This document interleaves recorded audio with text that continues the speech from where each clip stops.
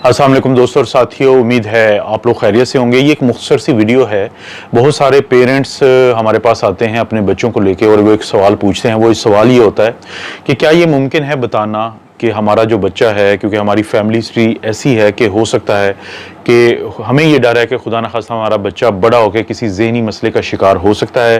क्योंकि कहा यह जाता है कि जब फैमिलीज़ के अंदर जहनी मसाइल चलते हैं तो वो अमूमी तौर पर मर्दों को ज़्यादा मुतासर करते हैं। अगर पहले से फैमिली में कोई ऐसा मर्द है कि जिसको जहनी मसला हो, जिसको हम साइकोसिस कहते हैं, जिसको हम शिज़ोफ्रीनिया पाकिस्तान में कहते हैं या स्किज़ोफ्रीनिया कहा जाता है, जिसमें लोगों की पर्सनैलिटी में कुछ नेगेटिव तब्दीलियां आ जाती हैं कि लोगों को आप परहेज करना शुरू कर देते हैं, आप उनके साथ सोशल इंटरेक्शन कम से कम कर देते हैं, आप अपने कपड़ों पहनने का, सफाई का ख्याल कम से कम रखते हैं, आपके जहन में कुछ नेगेटिव थॉट्स ज़्यादा आती हैं, आप लोगों के बारे में नेगेटिव सोचते हैं कि फ़लाँ शख्स जो है वो आपके ख़िलाफ़ प्लानिंग कर रहा है, या आपके कानों में कुछ आवाज़ें आती हैं, या फिर आप अपने आप को कोई बहुत बड़ी चीज़ समझना शुरू कर देते हैं। तो ये जो तमाम अलामात होती हैं इसको हम साइकोसिस कहते हैं। तो अक्सर लोग ये जानना चाहते हैं जब उनकी फैमिली में कोई शख्स हो कि क्या उनके बच्चों को कोई ना कोई ऐसा प्रॉब्लम हो सकता है।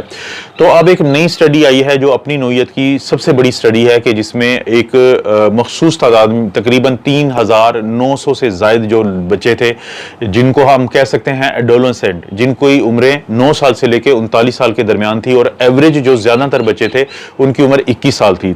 तो उनके MRIs और CT स्कैन किए गए हैं, यानी मैग्नेटिक रेजोनेंस इमेजिंग कहते हैं और कंप्यूटर टोमोग्राफी। ये दोनों दिमाग के वो टेस्ट हैं जिससे आप दिमाग का स्ट्रक्चर समझ सकते हैं, दिमाग की एनाटमी देख सकते हैं कि कैसा दिमाग है।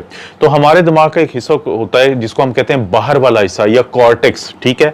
हमारे ब्रेन का ऊपर के पोर्शन को हम कहते हैं सेरिब्रल कॉर्टेक्स, और नीचे एक छोटा सा होता है बैलेंस के लिए, उसको हम कहते हैं सेरिबेलर कॉर्टेक्स। तो अब जो साइंटिस्ट हैं उन्होंने मुख्तलिफ इन 4000 के करीब जो जवान थे, बच्चे थे, इनके CT स्कैन और MRIs किए। जब उन्होंने CT स्कैन और MRIs किए तो एक इंतहाई अहम फाइंडिंग सामने आई है कि वो बच्चे जिनमें क्लिनिकली हमें डर हो कि ये बड़े होकर इनको साइकोसिस हो सकती है क्योंकि इनकी फैमिली में ये प्रॉब्लम है, तो उनके दिमाग का वो हिस्सा जिसको हम कॉर्टेक्स कहते हैं, तो उसकी जो मोटाई है वो कम होती है बनिस्बत नॉर्मल बच्चों के। क्योंकि इस स्टडी में जिसका जो लिंक है मैं डिस्क्रिप्शन में दे दूंगा, ये 5 जो मई है, इसको journal of American medical association में ये शाया हुआ है। तो इसमें देखा गया कि क्योंकि 2 ग्रुप में डिवाइड किया गया था, एक में वो थे जो कि नॉर्मल बच्चे थे और रहे आगे, उनमें कोई ऐसा हिस्ट्री नहीं थी उनकी फैमिली में कि उनको डर हो कि इनको आगे जाके साइकोसिस का प्रॉब्लम बनेगा, और एक वो बच्चे थे कि जिनकी फैमिली में कुछ ऐसे इश्यूज थे तो जिसको हम क्लिनिकली रेलेवेंट हिस्ट्री कहते हैं। तो उन बच्चों में देखा गया कि उनके जो कॉर्टेक्स की थिकनेस थी, यानी मोटाई जो थी उस मखसूस हिस्से की, वो कम थी। इसे हम कहते हैं कॉर्टिकल थिनिंग, बनिस्बत उन बच्चों के जिनकी कॉर्टिकल थिकनेस कम नहीं थी या वो उनको कोई ऐसा प्रॉब्लम नहीं था। और देखा यही गया कि आमतौर पे 12 से 16 साल के बच्चों में CT स्कैन और MRI पे ऐसी मालूमात मिल जाती हैं जिसकी वजह से ये पता चलाया जा सकता है कि फलां जो बच्चा है या फलां जो बच्ची है उसके चांसेस ज़्यादा हैं कि बड़ा होकर एडल्टहुड में जाके या जब वो बालिग हो जाएगा तो उसमें साइकोसिस के पैदा होने के ज़्यादा चांसेस हैं। अब सवाल ये पैदा होता है कि ऐसी कोई भी स्टडी करने का या ऐसी जो CT स्कैन या MRIs करवाने का आगे हमें क्या फ़ायदा हो सकता है। हमें ये फ़ायदा होगा कि इस तरह के जो मसाइल हैं अगर आप बहुत जल्दी इनकी तशख़ीस कर लें और अपने डॉक्टर से आप मशवरा भी करते रहें, बहुत जल्द दवाइयां शुरू हो जाएं, तो इन बच्चों में बिगाड़ पैदा होने का कम से कम चांसेस होते हैं।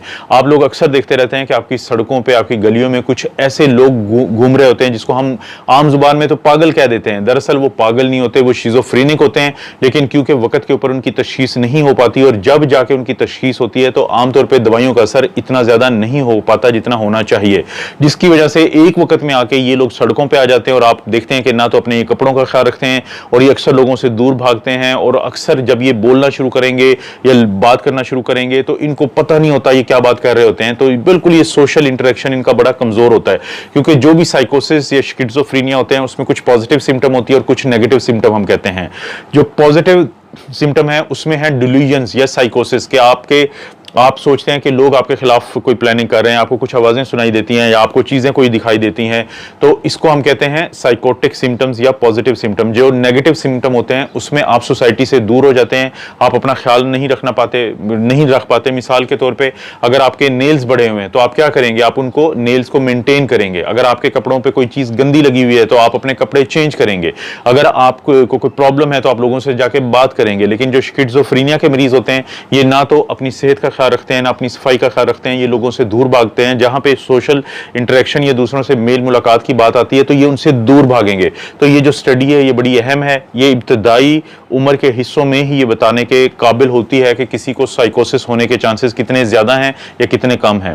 दोस्तों ये अच्छी एक अपडेट थी तो सोचा आपसे शेयर करूं। आप अपना और अपनी फैमिली का ख्याल रखें। अल्लाह ताला आपको और आपकी फैमिली को हर किस्म की बुराई, बीमारी और आजमाइश से महफूज रखे।